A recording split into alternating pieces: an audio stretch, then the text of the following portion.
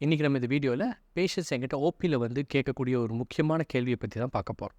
So அப்படி என்ன அப்படின்னு பார்க்கும்போது, டாக்டர் எனக்கு தொண்டையில் ஏதோ இருக்கிற மாதிரியே இருக்குது, சளி இருக்கிற மாதிரி இருக்குது, ஏதோ ஒட்டிக்கிட்டு இருக்கிற மாதிரி இருக்குது, அறுவுற மாதிரி இருக்குது அப்படின்னு சொல்லுவாங்க. ஸோ அவங்களுக்கு என்ன சந்தேகம்னா, நிஜமானுமே அந்த மாதிரி ஏதோ ஒன்று இருக்கா இல்லையா, அப்படி இருந்தால் அது எப்படி குணப்படுத்துறது, அதை பற்றி தான் நம்ம விரிவாக இந்த வீடியோவில் பார்க்க போகிறோம்.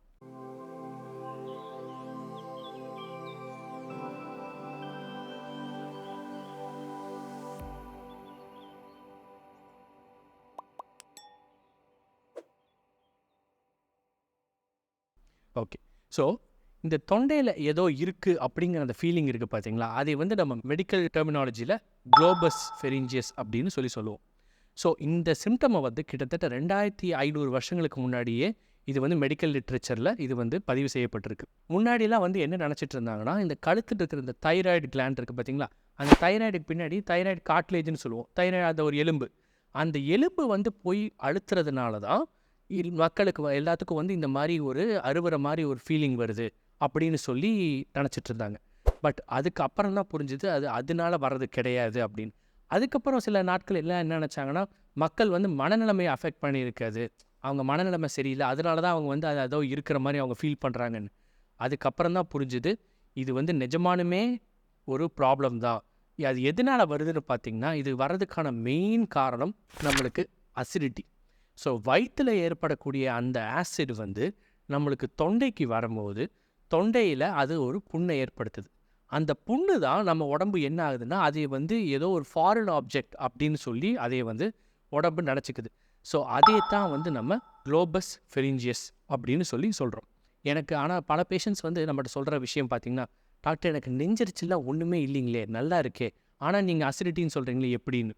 ஸோ அதுக்கு காரணம் என்னென்னு பார்த்தீங்கன்னா, எல்லா அசிடிட்டி இருக்கிற பேஷண்ட்ஸுக்கும் நெஞ்செரிச்சல் இருக்கணுங்கிற அவசியம் இல்லை. அது ரொம்ப சிவியராக இருக்கும் போது மட்டும்தான் நெஞ்செரிச்சல் இருக்கும்.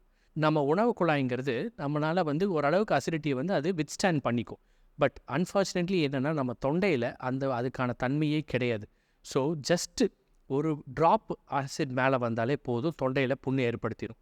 அது மட்டும் இல்லாமல் ஸ்டடீஸ் என்ன ப்ரூவ் பண்ணியிருக்குன்னா, அந்த ஆசிட் மேலேயே வரணுங்கிறது இல்லை, அது வயிற்றோட கீழ்ப்பகுதியில் வந்து அது ஸ்டிமுலேட் பண்ணாலே அது வந்து தொண்டையில் வந்து இந்த மாதிரி பிரச்சனை வர்றதுக்கு வாய்ப்புகள் இருக்குது. ஓகே. ஸோ அது அப்போது இது எப்படி தான் குணப்படுத்துறது அப்படின்னு பார்க்கும்போது, ஃபஸ்ட்டு நம்ம பண்ண வேண்டியது, இது நிஜமானுமே இந்த அசிடிட்டினால தான் வருதா இல்லை வேறு ஏதாவது பிரச்சனை இருக்கா இல்லையாங்கிறத நம்ம ப்ராப்பராக பேஷண்ட்டை பார்த்து ஒரு டாக்டர்கிட்ட போய் நம்ம ஃபுல்லாக இன்வெஸ்டிகேட் பண்ணி பார்த்துட்டு, நம்ம ஓபியிலே ஈஸியாக ஒரு எண்டோஸ்கோபி மூக்கு வழியாக ஒரு சின்ன கேமரா விட்டு தொண்டைக்குள்ளே போய் நம்மளால் ஈஸியாக நம்ம தொண்டையில் வேறு ஏதாவது பிரச்சனை இருக்கா அப்படிங்கிறத பார்த்துட முடியும். ஸோ அதையே பார்த்துட்டாலே நம்மளுக்கு வேறு எதுவும் பிரச்சனை இல்லைன்னு தெரிஞ்சிருச்சுன்னா, அப்போது அது மோஸ்ட் லைக்லி இதனால தான் இருக்குங்கிறது, நம்மளுக்கு இந்த அசிடிட்டினால தான் இருக்குங்கிறது நம்மளுக்கு நிச்சயமாயிரும்.